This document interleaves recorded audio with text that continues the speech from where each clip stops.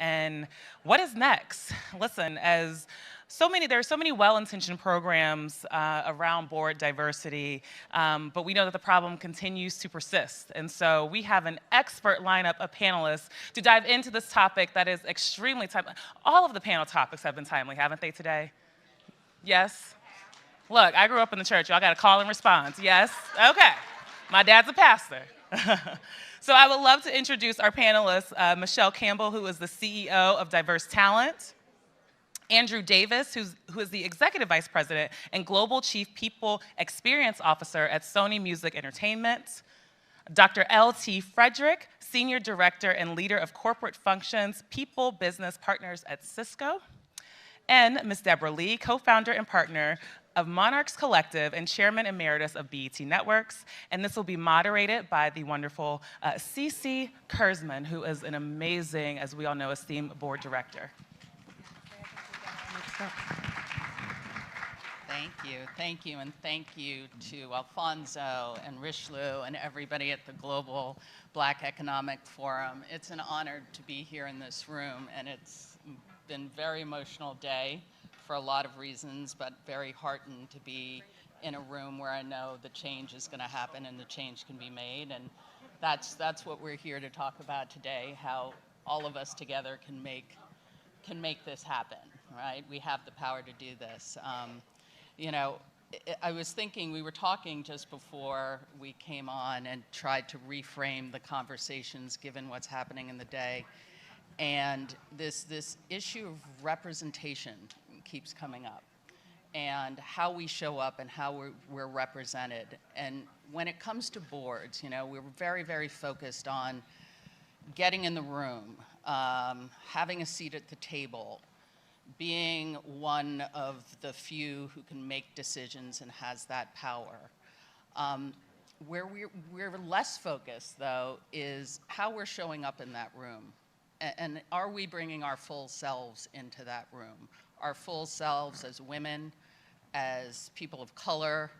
Are we representing ourselves and our community and not just doing the job of being a board member, a fiduciary, a representative of the company? You know, my first board was actually on behalf of JP Morgan. I was asked to serve on the board of Johnson Publishing. Ebony, Jet, Fashion Fair. For me, these are very iconic, historical businesses, a multi-generational family. This was so important. My job was to be a fiduciary for the company. My job was to ensure the health and wellness of the strategy and of the business. But as a Black woman, my job was also to ensure that the investors at JP Morgan understood the value of that business beyond the balance sheet, the value of that business to the community, the value of those assets, and the value to the history of what that represented. That was much more than the dollars and cents that they put into the business. And that sort of leads me to what we're here to talk about today, how we come into these conversations and not just put people on boards, not just get leaders ready to take those positions, not just be one of one, but how do we bring our full selves into these conversations? And you know, with that, I actually would love to start with you, Deborah, because I think, you know, you are a leader, a corporate leader. You're an author. You're probably the most sought-after person in corporate America to sit in board seats. I think if you ask young Black women who they'd most like to model their career after, they would point to you. You're that poster in their bedroom. But with that said, what I've always been so impressed by watching you throughout your career is you've done all of this and always done it as an unapologetically Black woman and shown up in these spaces and in these worlds as yourself. How would you advise young women, young people of color to be able to map that strategy and map that strategy without losing who they are. What are some of your tips? Wow, I could write a book on that. Thank you, Cece. And Cece and I served on the board of Revlon together for several years, which was one of the strangest boards I've ever served on. And when Ron Perlman called to ask me to serve on the board, he said, "Deborah, I saw you on the BET Awards the other night, and you're hot. Would you be on my board?" And I said, that's not usually how people ask me to be on their boards. But anyway, you know, we all are people of color, most of us in this room. You know, a lot of us are women. This is a Black women's conference for women of color. And I think we all have to define who we are, what we stand for, and I hope, which was one of my driving forces, how do I give back to my community? And there's so many different ways to do that. I was born in 1954, the year Brown versus Board of Education was decided. So I always describe myself as a Brown versus Board of Education baby, because although it took, you know, schools a long time to integrate. I went to a Black high school and it didn't integrate until my senior year in 1972. It was such, it was the door that opened to opportunities. Now, at my high school, we used to have Save the Black School protests because we didn't want to integrate. This was in Greensboro, North Carolina. And we thought separate but equal was fine as long as the equal part worked. Our parents knew better. They knew if it was separate, it was never going to be equal. And that doesn't mean that there aren't places for HBCUs and Black schools and all-female schools. I'm not saying that at all, but they knew we had to have opportunities everywhere, that we couldn't be shut out. So my dad, who was in the Army and was not even a college graduate, made the decision that little Debbie, as his younger child, was going to go to Ivy League school before I even knew what Ivy League school was. And so I ended up going to Ivy League school. I thought, and he also wanted me to go to law school. And part of my driving force was how am I going to give back to the community. I thought I was going to be a civil rights attorney and argue cases in front of the Supreme Court, like Brown versus Board of Education, but by the time I got to Harvard Law School, you know, that wasn't really a thing anymore. It is a thing again now, unfortunately. And I knew I didn't want to go into corporate law. So I had made the decision not to go into corporate law. So to be known as one of the highest ranking Black women in corporate America and as a role model in corporate law is really, in corporate world, is really still kind of astonishing to me. But long story short, I finished law school, I clerked, and Ronald Reagan won as president. And I had gone to Kennedy School because I later decided going to public policy school was going to help. Anyway, I had to go to a law firm. There was nowhere else I could go. And it was fine. I didn't like it. I knew I didn't want to be a partner. And so along comes BET. And when I was saying in law school I didn't want to be in a corporation, I didn't know Black companies like Johnson Publishing and BET existed. So the fact that I went to BET to be general counsel was the best thing that ever happened to my career. I cared about the company, I cared about the mission, I cared about producing and providing authentic, high-quality programming to the Black community. And all of a sudden, that was my purpose. And I just stumbled upon it. I just stumbled upon it. If you had said to me when I was in law school, oh, you're going to be CEO of a media company, I would have said, no way. Not even something I'm interested in. So I guess my point is, one, you never know where your career is going to take you. Second of all, you should be open to opportunities you hadn't thought of and not let anyone tell you you can't do it. You know, you should use your own decision making. And once you make your decision and get into that room, you have to be your authentic self, or why are you in the room? And so, you know, based on the last panel, you might say, well, why be bothered with corporate boards? You know, what are they good for? Well, they're good for a lot of things. And for me, I got my first opportunity with Kodak. That was the first board I served on. Didn't know anything about it. I was still COO at the time. Only black person on the board. Someone else had just left. And, you know, I found I liked it.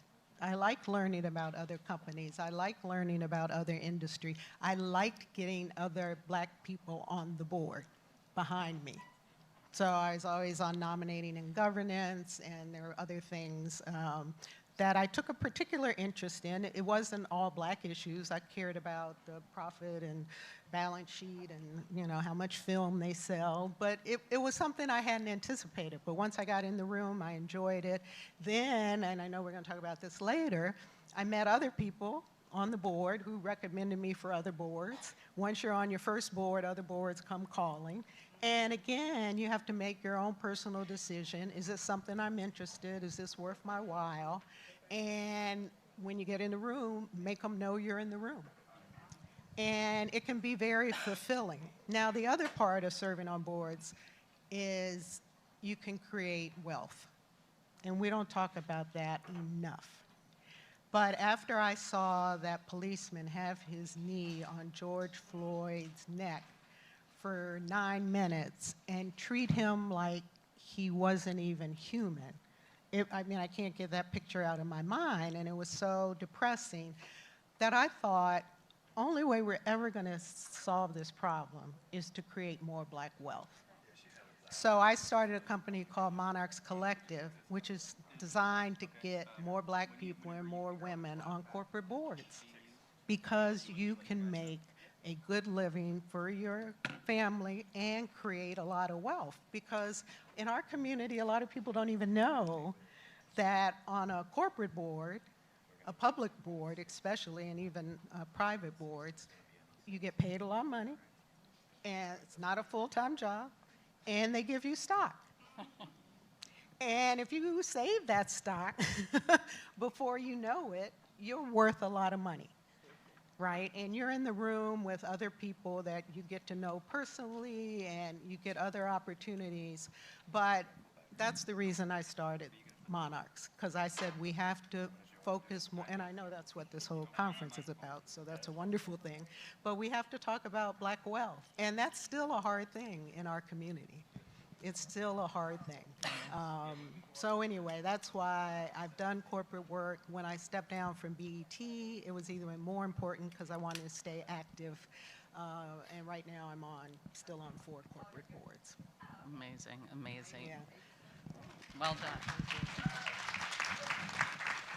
And notable is how you had access to that next path. You went from your father knowing that he wanted you to have this education, and from there to be in a position to create multi-generational wealth, just one generation hence. So it isn't so far, it's not so far afield. LT, I would love to hear about what you're doing, because, you know, we have a lot of anecdotal conversations around we need more, we need diversity, and again, it becomes the S in ESG. And what you've done is really apply the data, because really to move the needle, it's not to have the conversations. You need to show the numbers, you need to show the outcomes, you need to show the why. Can you tell us a bit about your study, some of the highlights and the takeaways, why the focus on diversification of boards, and then how we can amplify these findings? Sure, thank you. Thanks first for having me. The reason that I focused on the diversification of corporate boards was really on the advice of my mentor, Trudy Bourgeois. I wanted to create space for others like myself who came from small town America. I'm from a very small town in North Carolina. Middle class, you know, regular road, went to college, got a good job, and I thought I had made it. $27,000, full-time salary, and I was doing it, right? And my next goal was 50, and when I got to 50, I was like, yep, I'm doing it. And then I was like, okay, I want to keep going. But people from my small towns, my community, black, white, and other, they don't often know of these types of opportunities. So when I got into corporate America, I'm an En-ROADS alum, if anybody's an En-ROADS alum, one of the feeder pools for corporate America and diversifying corporate America. I knew then at 18 that I wanted to create space for others. And so my parents were educators. My sister's an educator. I'm an educator. And I wanted to leverage my education to create space that would leave a legacy for others. And so Trudy said, if you really want to make a difference in corporate America, you need to start at the top. You need to start where the board focuses, because what the board cares about, the CEO will then drive, right? And that will then permeate through the rest of the organization. And so that's a little bit about why I did it. But the key findings from it was really around 3 key areas: social identity, i.e., and your network, power and position. Depending on who you are, how you see yourself, what you know, and what authority you have, that's when you have the access and the opportunity to lead at the next level, right? I didn't know very much about boards when I began my research in 2018, but I learned that corporate boards for public companies govern $17 trillion, according to a company, Catalyst research company. And for black people, we contribute to about 10% of that in our buying power.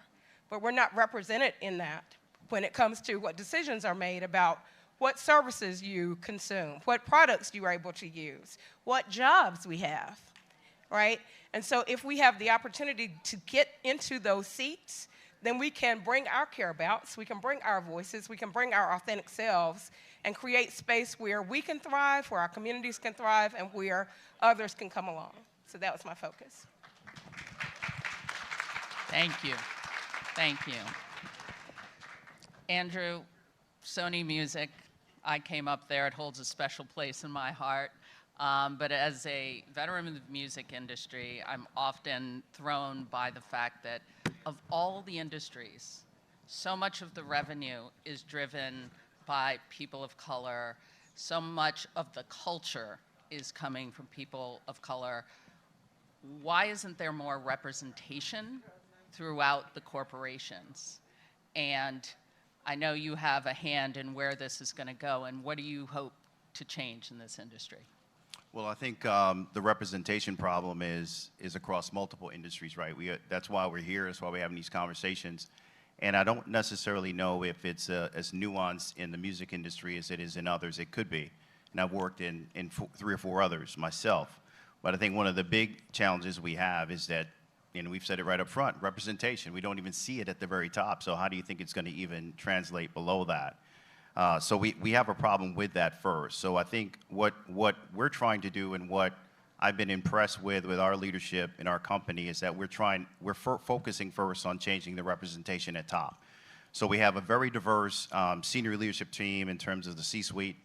And what we're hoping from that is that translates all the way through the organization, top to bottom. But the problem is like with everyone else, that issue of unavailable talent, or at least the perception that it's not there, which we talked about earlier, and it's good to have you here with us, Michelle, because you're focused on trying to change that. We've got to make sure that people understand that talented individuals is diverse and they're available. It's just that you've got to bring that opportunity to them, and you've got to be intentional about it. So we're trying to be intentional. We're focusing on driving it at the top and making sure that it cascades all the way through the organization. Thank you. As Alfonso said, it's not a supply problem, is it? Not at all. Not at all.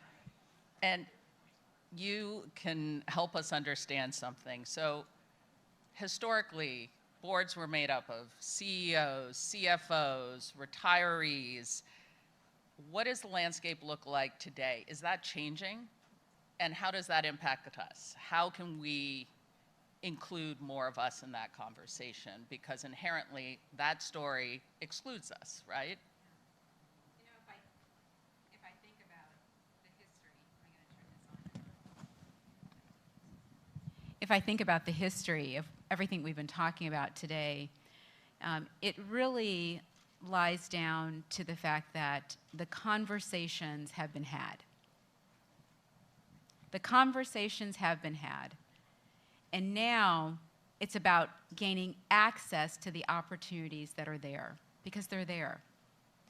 Diverse Talent, our search firm, it's an executive search firm that I created after running an engineering firm, and after my husband said, you know, I run a law firm, and they keep saying that we're not there. We're there. From NSBE to SWE to the National Bar Association, we are here and we've been here. The reality is the access that they simply don't have to us. So with that, it's leveraging the executives that are there in these organizations, and for all the corporations that are here, thank you for being here. Thank you for not only being here, but supporting this platform and conversation. But the call to action and the ask is for everyone in here to say it's time to not only make room, but to ask Board of Trustees and the board members, in to the earlier panel's message, the dollars where we put our dollars, to ask, what is the relationship you have with our communities? And to not be afraid when they say, not really sure if they're quite ready. Not to be afraid to challenge that. Diverse Talent, again, was created because they kept saying that we weren't here. 35 years ago, graduated from a university and majored in engineering. We're here. Before I even got there, our forefathers were there. So we can't begin to continue with the rhetoric, and I appreciate Sony and others that say there's so much room to go. But with that, we have to be able to say the time is now. And to be willing to challenge not only each other, but to provide the access and the accountability to our colleagues and our friends.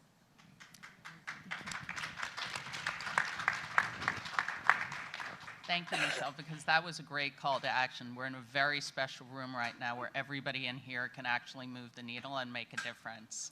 And if there was one thing anybody else here just wanted to add as a call to action to this room, what would it be? Well, I think I would add or emphasize what was just said, that people are out here. They're very qualified. This thing about you have to be a CEO or CFO went away years ago after Sarbanes-Oxley. I went on a board when I was COO, which was unusual in 1999. It's not unusual now. But boards have broadened their specifications of what they're looking for to help their businesses. So, and especially after the SEC got involved and said you can't, you know, just put your golfing buddies on a board. So that went away with Sarbanes-Oxley. But now, you know, I see more boards looking for experts in marketing, experts in cybersecurity, experts in whatever issue they're facing. So you see a diversity on boards of titles and experience.